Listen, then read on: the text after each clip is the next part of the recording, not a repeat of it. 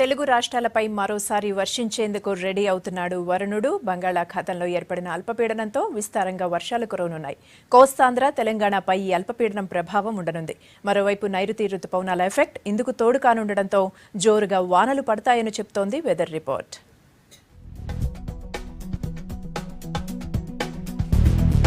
తెలుగు రాష్ట్రాల్లో ఓ మోస్తరు నుంచి భారీ వర్షాలు పడే ఛాన్స్ ఉంది.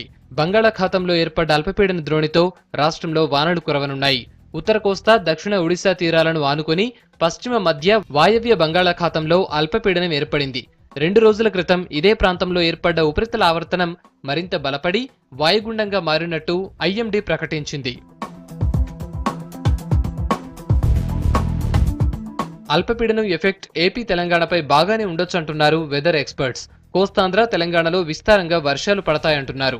విశాఖపట్నం, శ్రీకాకుళం, విజయనగరం జిల్లాల్లో పలుచోట్ల భారీ వర్షాలు నమోదయ్యే ఛాన్స్ ఉందంటున్నారు విశాఖ తుఫాను హెచ్చరికల కేంద్రం అధికారులు.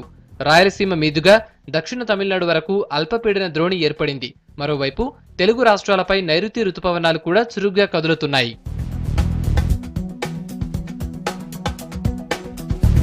తీర ప్రాంతంలో బలమైన గాలులు వీచే అవకాశం ఉండటంతో మత్స్యకారుల్ని అప్రమత్తం చేసింది విశాఖ వాతావరణ శాఖ. మత్స్యకారుల్ని వేటకు వెళ్లొద్దని హెచ్చరించారు అధికారులు.